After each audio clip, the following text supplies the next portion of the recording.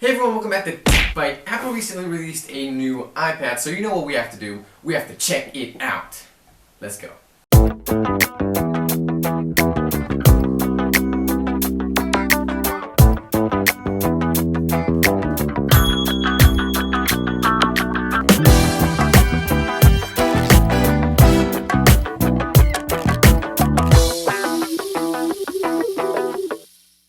Now we all know what an Apple box looks like. It has an Apple logo on the front, iPad on the side, and it says how many gigabytes the iPad has, in this case 32. So now let's bring in our trusty knife and slice this box open.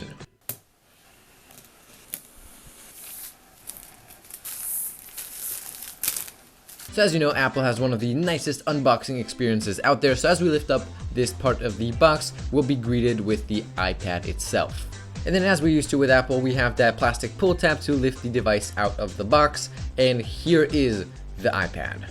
Now even though the form factor hasn't changed since the iPad Air 1, it still is always a nice and unique experience to unbox one of these iPads. Also in the box we have the standard charging cable. This is going to be a Lightning to USB 3.0. Also in the box is the Designed by Apple in California packet, which basically just contains some warranty information, quick start guides, and the beloved Apple stickers. And last but not least, we also have the charging brick. If this one looks a little bit weird to you, that is because this is a European one and not a US one.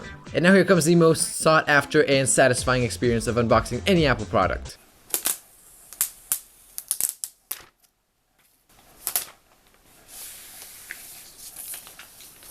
Wow.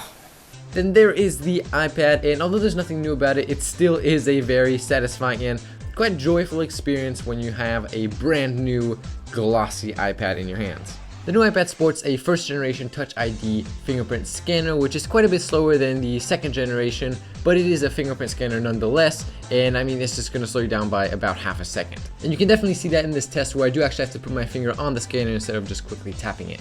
The new iPad still has the 1.2 megapixel FaceTime HD camera, as well as the dual stereo speakers and an 8 megapixel rear facing camera that is capable of slow-mo. So as we proceed to turn on the iPad and get it all set up, you'll see that there isn't really much I can show you with this iPad as it doesn't bring any new features to the table. But just for good measure, and if you're interested, here is me opening and closing a few apps. If you don't want to see this, just feel free to go ahead and skip forward about 0 seconds. So overall, I guess you could just say that this new iPad here is a recycled iPad Air with an updated processor, that being the A9X.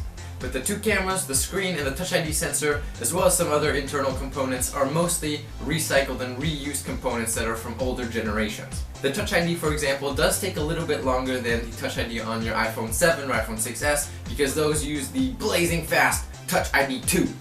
So at this point you may be asking yourself, why would Apple deliberately make an outdated iPad? Well, the thing that's supposed to stand out about this iPad are not the specs, but the price. This iPad actually costs a bit more than $300, which makes it a lot cheaper than the other iPads. Hold on, how much is the iPad Pro?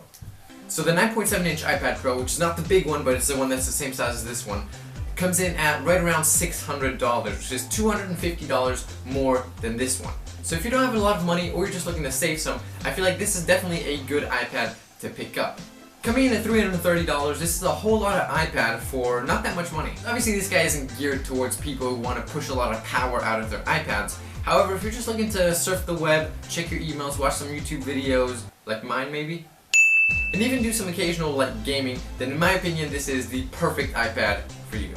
So I hope you found this video helpful and interesting. If you enjoyed, make sure to click that thumb down there. It's been a while since I've done that. And while you're at it, consider subscribing, it'd really mean a lot. Other than that, thank you so much for watching, and I will see you in the next one.